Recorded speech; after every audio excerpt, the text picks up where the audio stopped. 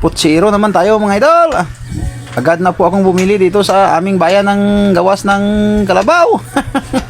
At pinahiwa ko na po ng 3 hiwa kasi wala po akong matalim na itak sa bahay. Pagkatapos ni kuya ng hiwa, hindi ko alam ba't tinitingnan yung kanyang itak. Hoy, anong nangyari?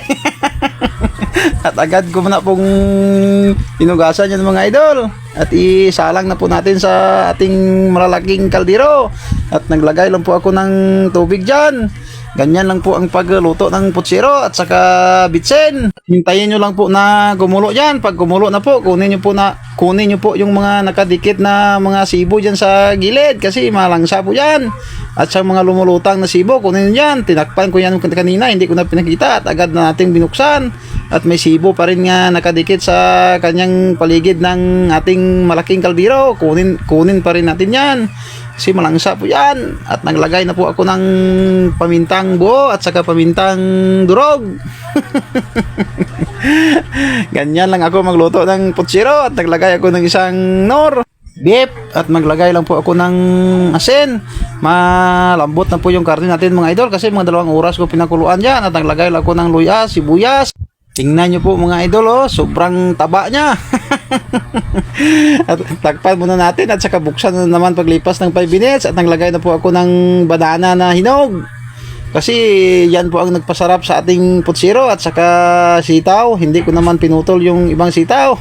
At ilagay na po natin yung ating repolyo. Kasi hindi naman makumpleto yung putsiro pag walang repolyo. Tingnan nyo mga idol, so lambot na yan. Mapapa-only rice naman tayo mamaya dito. At agad ko nang ilagay yung pitsay. At mga 1 minutes or 2 minutes, pwede na po yan. At ayan na po mga idol, luto na po yan. Kain na po tayo. Magandang tanghali sa inyo mga idol. Kain tayo. Bago tayo kumain, paragaak muna. Makahanapin nyo naman to. Oh.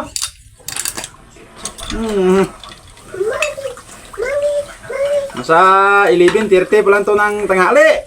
Kasi paghapon, umuulan.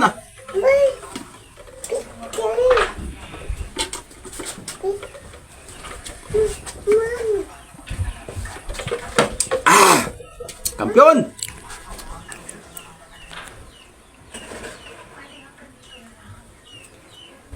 Amen! Tak mga idol!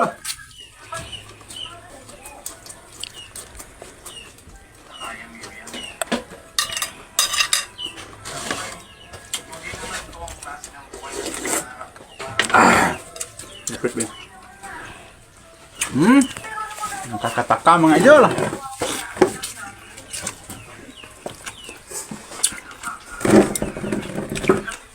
Sarap. Sobrang lambot.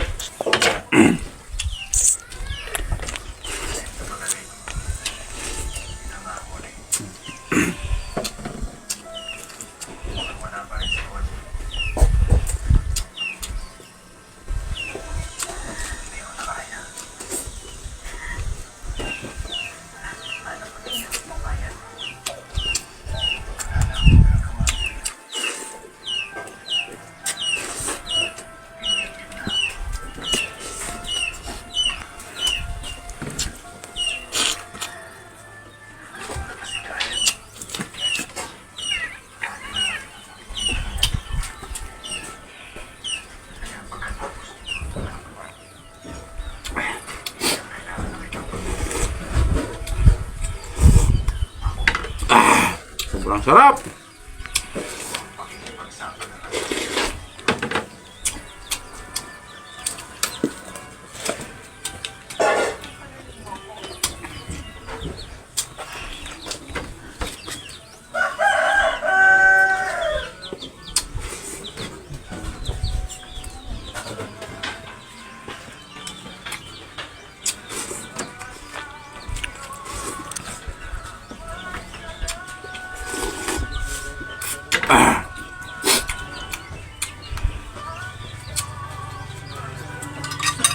Kampiyon mga idol.